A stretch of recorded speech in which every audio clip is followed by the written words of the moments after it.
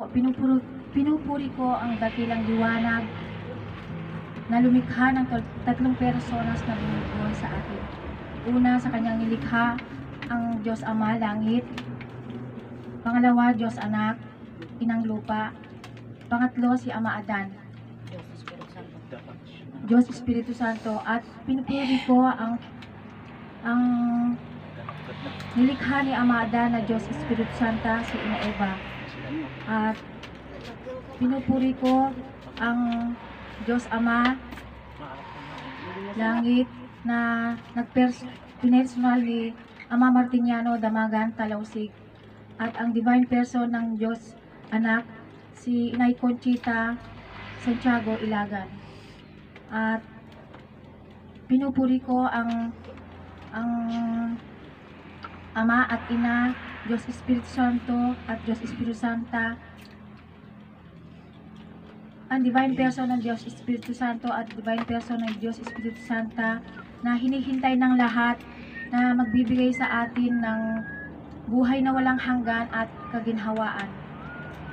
Kinikilala ko rin o pinupuri ko ang pag-ibig na aking pinagmulan, dalawang pag-ibig na aking pinagmulan, ang aking ama na si Custodio Pastora at ang aking ina na si Pastora Custodio.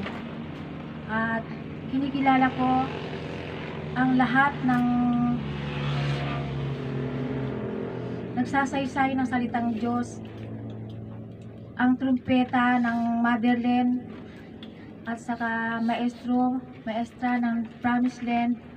Pinupuri ko po kayo lahat, kinikilala ko po kayo at kinikilala ko ang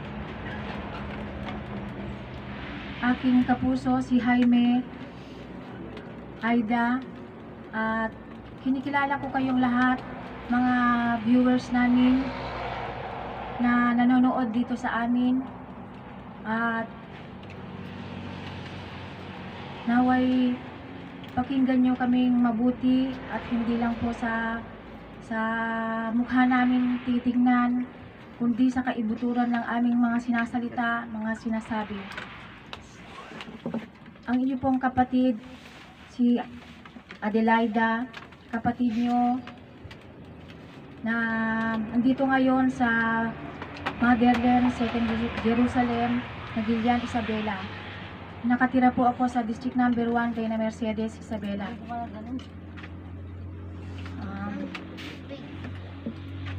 Diyos Apo sa ating lahat, God light po, na datnan na naman po natin ang araw na ito, araw ng Inang Lupa, na siyang pagrespeto natin sa ating katawan. Sa ating katawan na siyang araw-araw nating ginagawa ng panghanap ng pera. Ito po, Sabado po ngayon, Saturday sa English. Ito po ang respeto sa katawan. Kailangan irespeto natin to sa pamamagitan ng pag-upo, pagtayo, pagkilala, pagsasabi ng katotohanan tungkol sa salitang Diyos na kailanman noon na hindi pa natin nakikilala. Ngayon po na ipapakilala na po sa pamamagitan po dito sa Motherland, sa pasimulat sa Promised Land mula kay Ama Martiniano Damagan Talausig. Ito pong katuruan na ito, sinasabing ang itong katawan natin ang siyang irespeto sa araw na ito at pag-usapan natin ang tungkol sa buhay at katawan natin, na ang bumubuhay po sa atin ang Diyos na liwanag, na maliwanag po lahat sa atin, na nagliliwanag po sa atin lahat. Ito pong Diyos na makapangyarihan, yan po ang liwanag, na matagal na po na panahon na kilala po natin ang Diyos, pero ang kilala lang natin na Diyos hindi po nakikita. Pero ngayon po, maipapaliwanag na po dito sa Motherland na ang Diyos po ay kitang-kita na po natin, na nagliliwanag sa atin sa araw-araw, kahit sa gabi. Kasi kahit sa gabi, hindi man natin siya nakikita ng maliwanag, pero meron tayo dito itong buhay natin. Maliwanag na nabubuhay tayo dahil andito ang Diyos natin sa atin.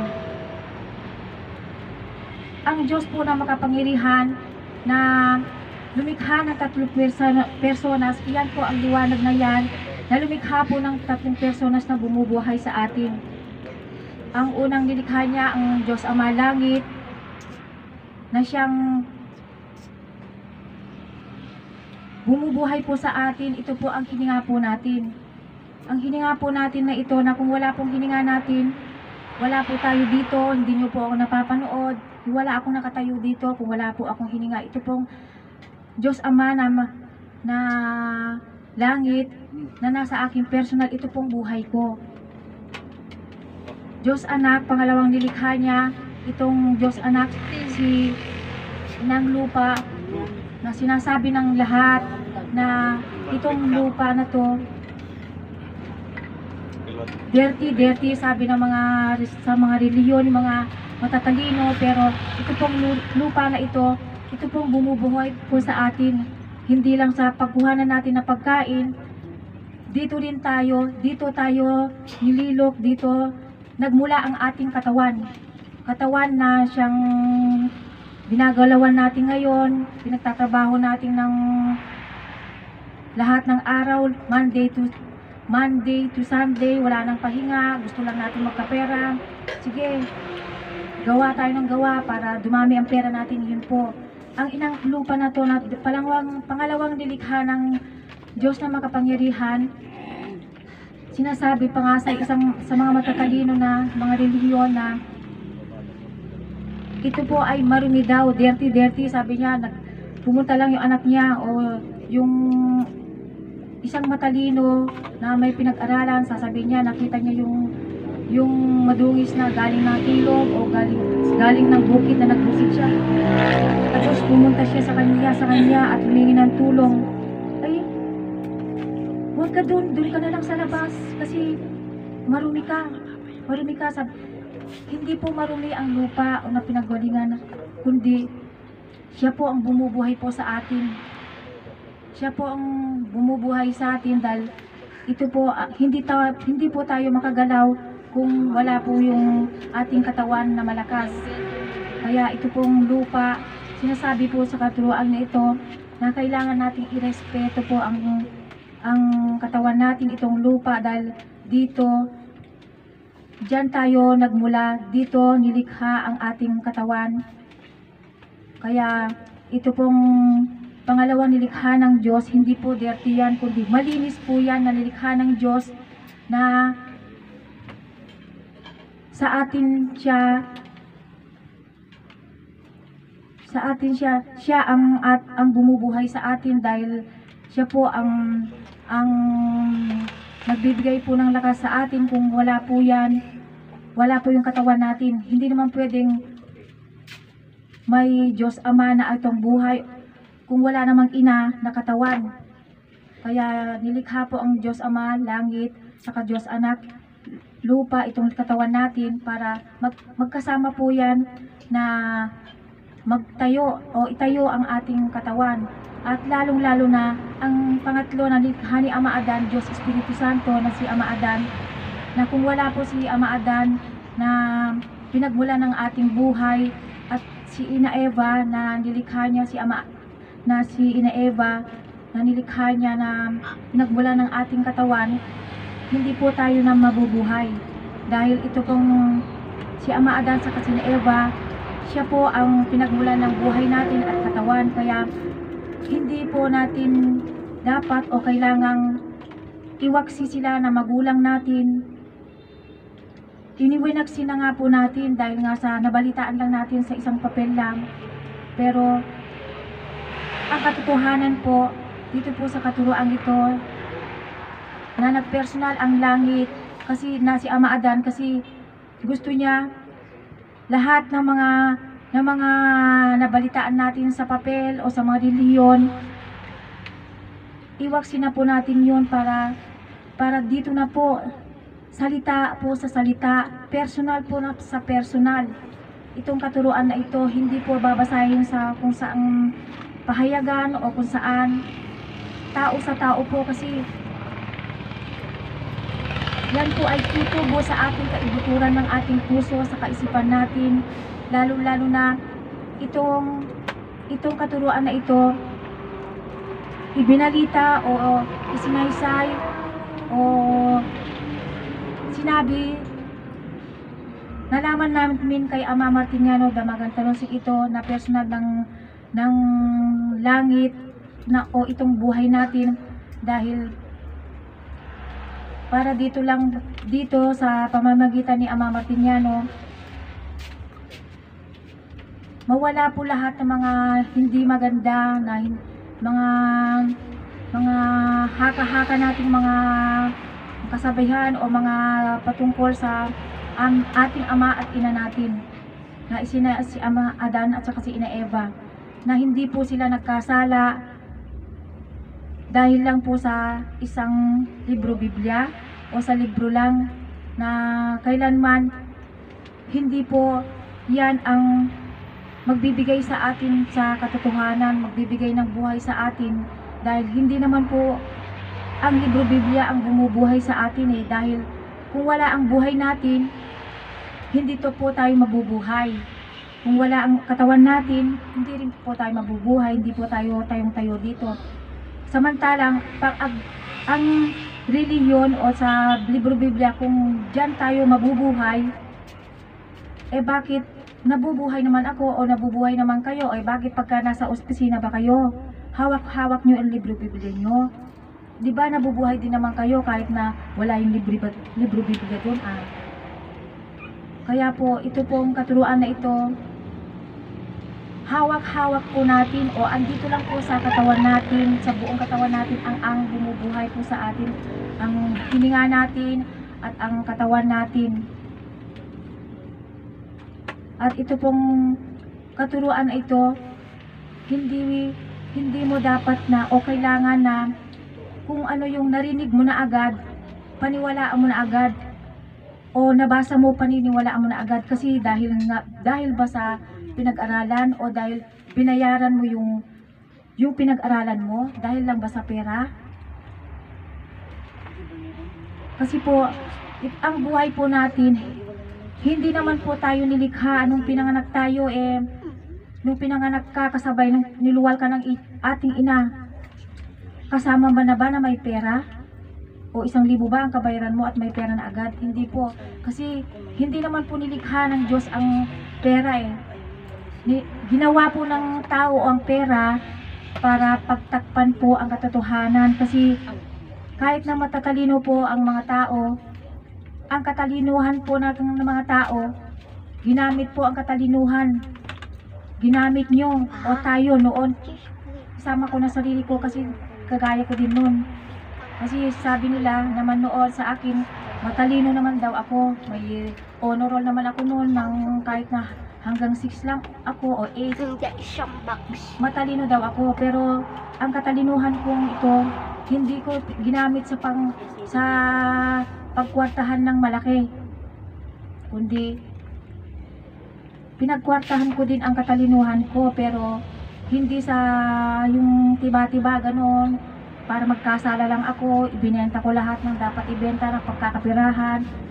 Pero number 1, hindi ko po ibinenta ang salitang Diyos, na kahit na sinasabi nila, magbasa ka lang ng Biblia o libro sa reliyon, magbabayad ka na agad, bibigyan na ng sobre. Hindi po. Ito pong sinasabi ko sa kanila, pagka Diyos na makapangyarihan ang sinasalita o sinasabi, libre po ito, kaya kailangan yung makinig ako. Kailangan yung makinig dahil libre naman po ito.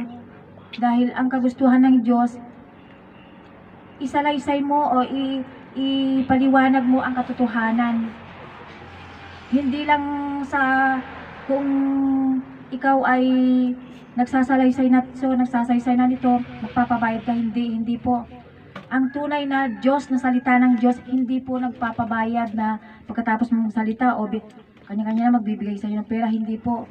Kundi kayo po na makikinig ang nabibigyan ko ng katotohanan o ng paliwanag, kung napaliwanagan kayo, sa inyo po iyan. At sa kahit din sa akin, pag naipaliwanag ko, siyempre ang katotohanan pagka pinaliwanag mo, hindi ba maluwag sa kalooban mo na ipaliwanag yung katotohanan? Kasi kung ang katotohanan na ipapaliwanag mo to ng tama o maluwag sa iyong dibdib dahil ito ay alam mong katotohanan. Pero kung hindi na katotohanan ito, bakit ko pagpapatuloy kung ginagamit ko lang din ito sa pagkapirahan? Kaya ito po ang katuruan na ito. Diyos na makapangyarihan sa lahat, nagkatawang tao po siya na po si Ama Adan. Diba po yung Adan na pangalan? Ang Adan po na pangalan, letter A ang unang letra niya. Diba po yung sa ABCD, dito po sa pinag-aralan natin yung letter A, ito po ang number 1. Unang-una sa lahat, letter A, number 1. Yan po si Ama Adan. Katotohanan po yan, Adan, ang pangalan ng Diyos na makapangyarihan. Wala nang pong iba na nilikha ng Diyos na katawan niya o wangis niya. Kaya, ito pong katuruan na ito pong magliliwanag po sa atin sa lahat ng mga nangyayari po sa atin, kung bakit may nangyayaring hindi maganda para sa pandinig natin o sa lahat ng mga kalungkutan natin, sa lahat ng mga sakit natin. Kasi dahil na din sa kasalanan natin yon. Kasi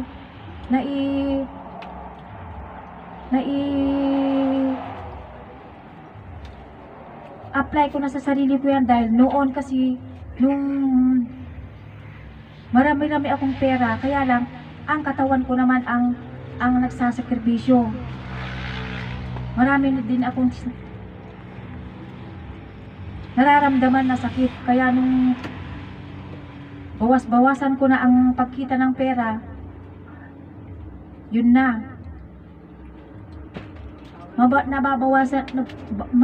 Habang tumatagal, nababawasan na din ang aking nararamdaman na sakit, kasi habang hindi ka nagtatabaw na mabigat, magaan din sa kalooban na nabubuhay ka, na wala kang iniisip na kung ano-anong pagkapirahan o yung pagod mo, ganun. Kaya mainitin pa ang ulo ko noon, mainitin talaga, dahil siyempre pag uwi mo, pagod na pagod ka, pagkatapos pag uwi mo, ikaw pa lahat gagawa, lahat. Kaya pag nag-init ng ulo ko, ganun din, sabi ko, marami nga akong pera, pag uwi ko, mainitin naman ang ulo ko. Tapos mabibili ko lahat ng gusto ko, pero yun naman, pagka mabibili ko lahat ng gusto ko, lalo na sa pagkain, pag nasobra naman na impatyo, di sakit din ang tiyan. O kaya mainam na yung simpleng-simple na lang. Simpleng-simple, may bigas ka, pupunta ka dun sa harapan mo, kung may tinanim ka, yun na. Sabi ko nga sa aking kapuso, sa aking anak, kung anong meron, siya nang kainin natin.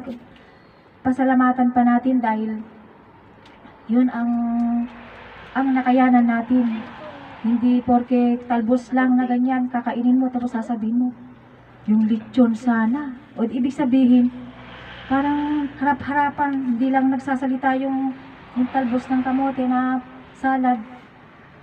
Hindi lang sana nagsasalita, andito na nga ako, but sinasabihan mo pa ng lechon sana, ibig sabihin, ayaw niya yun. Pero kinain din naman niya.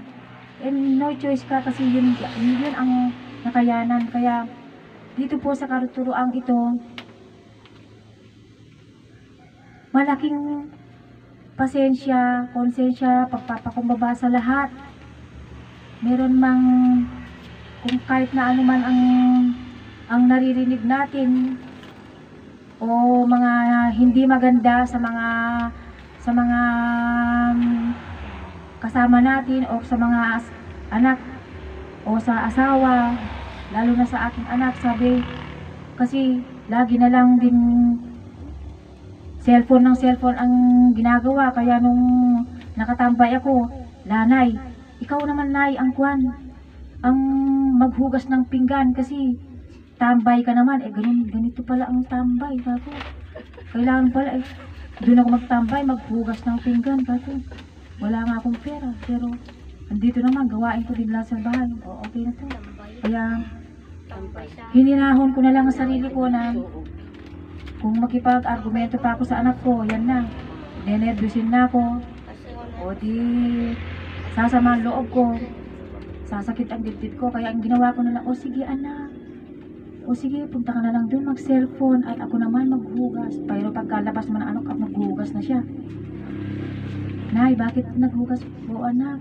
Kasi ako naman ang tambay. Kaya kahit walang pera, di naghugas na ako. Paawa, ipet ka pa sabi. Kaya hayaan mo na sa susunod. Pag nagtrabaho na ako, hindi na ako maghugas na lahat yan. Oo anak, ako naman. Ako na lahat maghugas ng pinggan. Basta ikaw na lahat ang maghanap naman ng pera o ikaw naman na ang hinga namin ng pera. Kako. Kaya ito pong kataruan na ito, ipinapahiwatig na mahabang pasensya, ayaw nyo mang makinig. O kahit na nakikinig kayo, kailangan nyo ding makinig dito kasi hindi lang naman yung TikTok, mga ganun, ang mga pakinggan natin o panoorin natin o gayahin natin. Ito po ang pinaka-importante. Kasi kung nag-TikTok ka man, magaling ka mang mag-TikTok o ano, kung nag-TikTok ka, hindi mo napansin yung pag-alagalang pusa o yung mga pakalat-kalat na kung sa harapan mo at natapilok ka. O di, yun pa ang napala mo sa pag-TikTok o sa ano. Kaya, ito pong katuruan na ito, mahabang hinahon po o mahabang pasensya, pagpakumbaba sa lahat. Kayo po ang maghusga o kayo po ang umunawa po sa amin sa lahat po ng mga salita po na binibitawan po natin. Kahit sinasabi po namin na katotohanan ito, nasa sa inyo po ang kasagutan.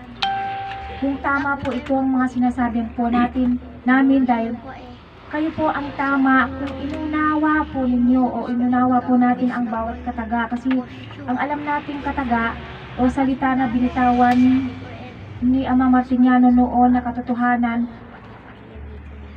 inahalimbawa ko po yan sa isang baso na walang laman, ng baso. Parang binigyan lang tayo ng isang baso na walang laman, pero bahala na tayo maglagay ng laman ito para yung laman niya, pagka inusisa natin o inungkat natin laman niya, pagka nagustuhan natin at tama po para sa atin, iinumin po natin. Yun po ang halimbawa po ng katuruan ito na ibinigay sa atin o pinaliwanag po sa atin ni Amang Martiniano na personal po ng langit.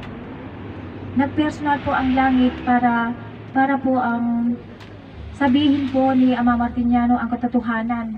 Sa maniwala man kayo o sa hindi, basta sinabi po namin ito sa inyo kasi sinabi din ni Ama na tulungan nyo ako. Tulungan nyo si Ama dito sa katuruan ito para isiwalat sa lahat ang katotohanan. Dahil kung hindi rin po namin sasabihin ito sa inyo, makasarili po kami. Gusto namin kami lang ang mabubuhay na walang hanggan at ginhawa. Kasi po, magkakapatid po tayong lahat.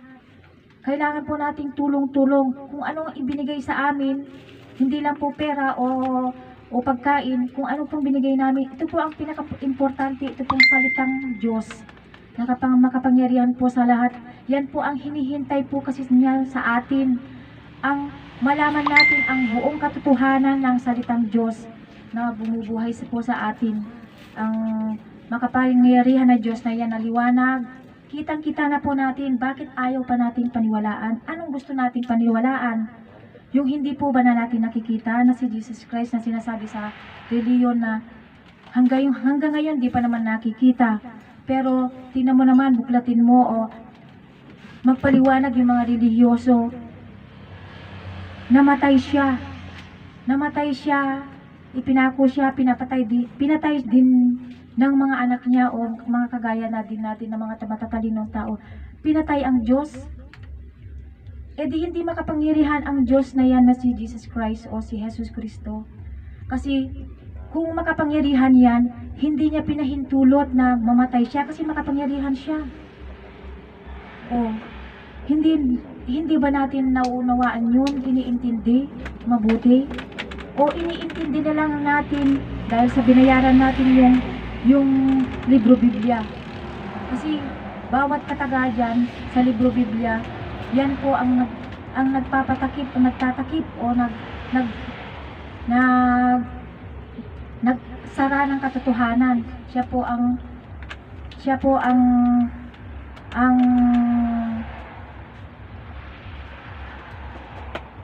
nagtakip sa katotohanan. Kaya ito pong katotohanan na ito, nabuksan na itong katotohanan na ito. Kaya kailangan na nating unawain, palawakin o palakihin kung singkit man tayo o medyo palakihin natin ang mata natin o dilat natin kung singkit naman tayo o ichik. Kung hindi natin nakikita ang liwanag o nakikita natin ang liwanag na yan pero hindi tayo nagdududa tayo dahil nga kasi mataas siya. Nagdududa tayo dahil dun sa libro Biblia na sinasabing salitang Diyos, salita ng Diyos, sabi. Hindi naman po nagsasalita ang Diyos eh. Yung nasa libro Biblia, tao din ang gumawa nun para pagkapirahan lang po. Kaya ako po nasabing pagkapirahan, hindi po ba kung gusto mo na magandang Biblia, gusto mong magkaroon ng Biblia na maganda o magkaroon ng kagaya din ng mga pari na may magandang libro Biblia, pumunta ka sa bookstore, babayaran mo yan. Babayaran mo yan. Yung libro Biblia kung salita ng Diyos yan, bakit sabi ba ng Diyos, o ibenta nyo, gumawa kayo ng libro Biblia para ibenta nyo ang salita ko, sabi ba? Hindi naman po Kasi kung talagang salita ng Diyos yan, at iyan ang katotohanan, hindi po pinapabayad po yan. Kaya ito pong libro na Biblia na po ito, i-close na po natin at pakinggan po natin ang ating mga kapatid. Ito po ang mga kapatid nyo, kahit na hindi nyo man nakikita na maraming alahas o mayaman, mas makikinig tayo sa mga walang pera. Kasi ang mga walang pera o wala mang gaanong pera, nabubuhay kami sa matiwasay o sa simpleng buhay na kahit na walang maraming pera, ang Diyos lang ang nakakaalam po sa amin. Ang Diyos na buhay namin ang nagsisilbi sa amin para mabuhay kami. Kasi noong unang panahon naman, hindi naman, sabi ni Ama Martiniano, walang kumakain noon. Huminga ka lang, okay na. Mabubuhay ka na, mabubuhay na ang mga tao noon. Pero ngayon, dahil sa kasalanan po yan.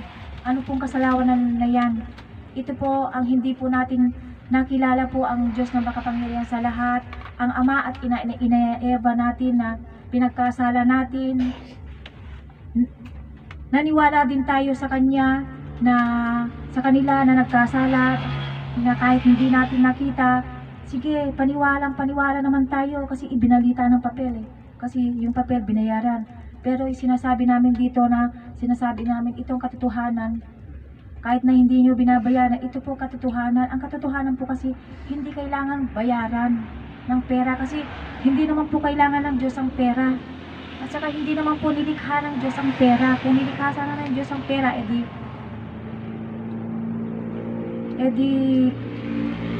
tama lahat ng mga nababalitaan natin. Pero hindi po kasi ang pera po, papel lang po yan. O kung yung barya, bakal po yan, gawa po ng tao. Kaya salita sa salita po tayo, sa buhay na buhay po tayo maniwala. Dito po sa Motherland, sa Promised Land, dito po ang ugat ng lahat ng kabuuan po ng katotohanan. Dito po. Kasi ang katotohanan lang po na ito, ang daan patungo sa ating tagumpay na panghabang buhay na buhay at kaginhawaan. Kaya ito pong katuruan na ito, sinasabing ito pong buhay natin ang mahalaga. Huwag nating ipagsawalang bahala ang katuruan ito dahil hindi naman po namin ginagaya ito o gawa-gawa lamang. Anong mapapala namin kung gawa-gawa namin ito? Kikita ba kami ng pera ang malaki? Matutuwa ba ang Diyos sa amin? Hindi po. Dahil ito pong katuruan na ito, matutuwa siya dahil magkakaisa tayo kung makinig po kayo sa amin dito sa katuruan ito na patutuhanin nyo kung totoo ito, na kung napatutuo nyo ito, edi magkakasama tayo dito, pupunta kayo dito, magkakasama tayong lahat, iwagayway natin ang purong katotohanan na si Ama Adan at si Ina Eva ay hindi po nagkasala, na tunay na ama at ina po nating lahat, na ang Diyos na makapangyarihan sa lahat na lumikha sa tatlong personas na bumubuhay sa atin, siya po ang liwanag. Nakikita na po natin ngayon, kasi noon, nung si Ama Martiniano pa, hindi pa nakita dahil hindi pa nauunawaan. Kaya eto na po, paliwanag na po dito, ang mga paliwanag ay andito na po sa katuruang ito. Kaya ito po ang number 1, o ito ang kauna-unahan, o kumbaga sa isang gamit, ito po yung antique na hindi po mababali kahit kanino man, original. Ito po lahat number 1. Ito po si Ama Adan na nagkatawang tao. Kaya hanggang dito na lang po ang aking maisasalaysay sa inyo, at aawit ako.